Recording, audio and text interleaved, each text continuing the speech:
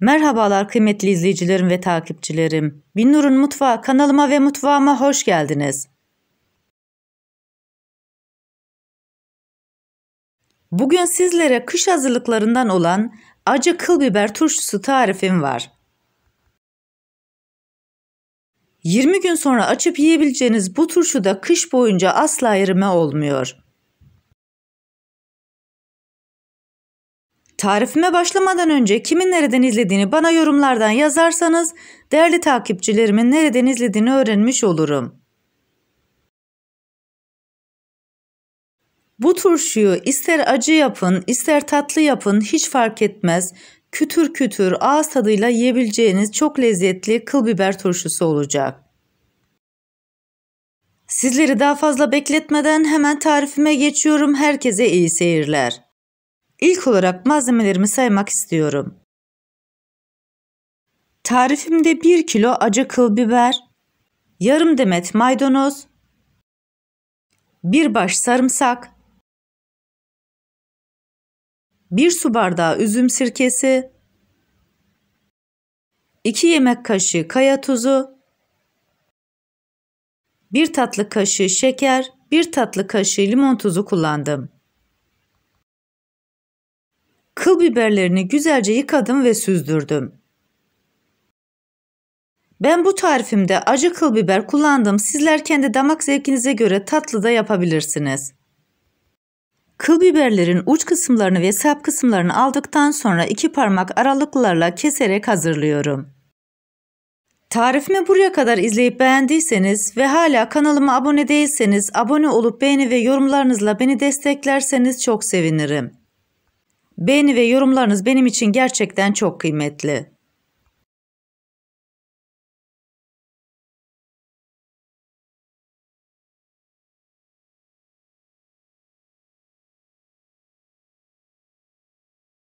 Hazırlamış olduğum biberleri kenara alıyorum.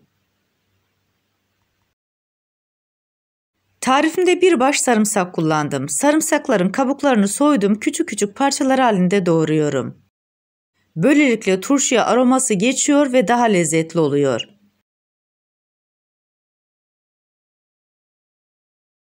Doğramış olduğum sarımsakları da kenara alıyorum.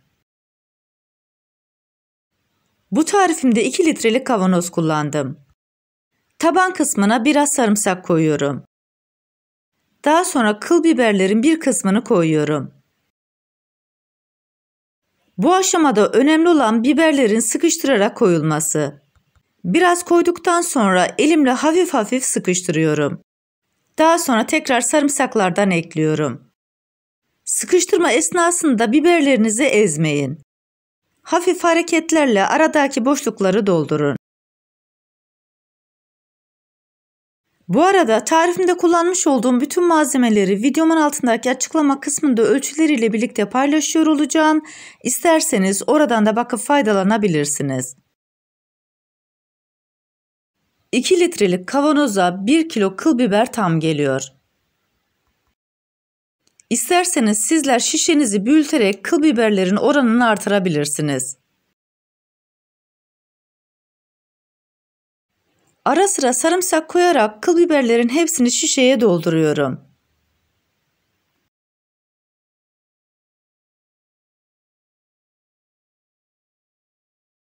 Tarifimdeki tüm püf noktaları detaylı bir şekilde sizlere anlatmaya çalışıyorum.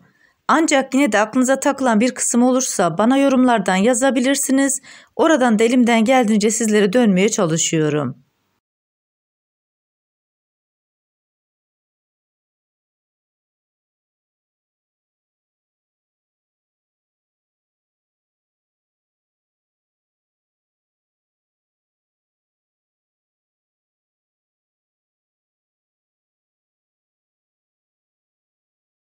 Şişeyi bastırarak doldurdum. Kalan sarımsakları da üzerine koyuyorum.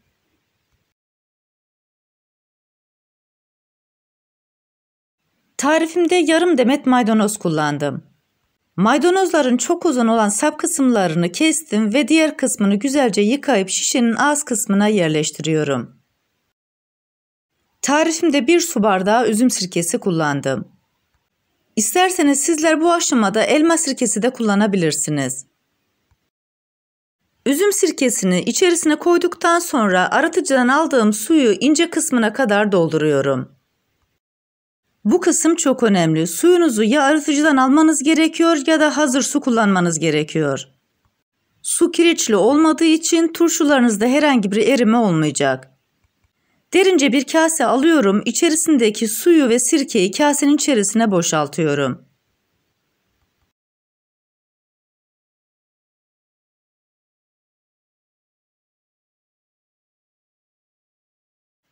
Sirkeli suyun içerisine 2 yemek kaşığı kaya tuzunu ekliyorum.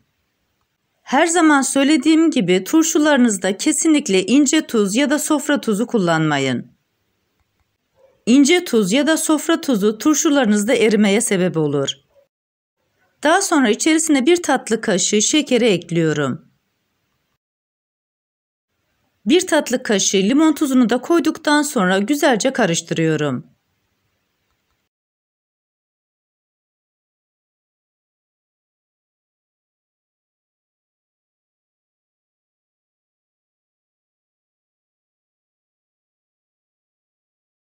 Bütün malzemeleri güzelce karıştırdım.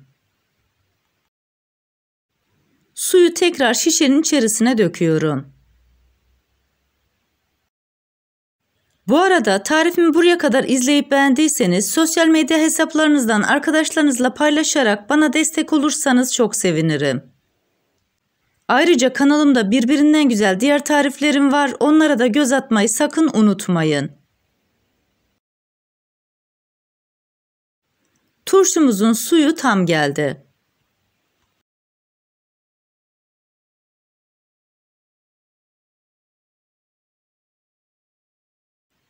Turşunun kapağını sıkıca kapatıyorum. Daha sonra güzelce çalkalıyorum. Bu biber turşusu 20 günün sonunda olacak. Kış boyunca serin bir yerde sakladığınız zaman kütür kütür ağzınızın tadıyla yiyebilirsiniz. Tarifimi yapıp deneyecek olan herkese şimdiden afiyet olsun. Bir tarifimizin daha sonuna geldik. Videomu izlediğiniz için teşekkür ederim. Bana destek olmak için tarifimi beğendiyseniz beğenmeyi, abone değilseniz abone olmayı, yeni tariflerimi izlemek için bildirim zilini açmayı, tariflerimi sevdiklerinizle paylaşmayı unutmayın. Her şeyin gönlünüzce olması dileğiyle hoşça kalın, afiyetle kalın, Allah'a emanet olun.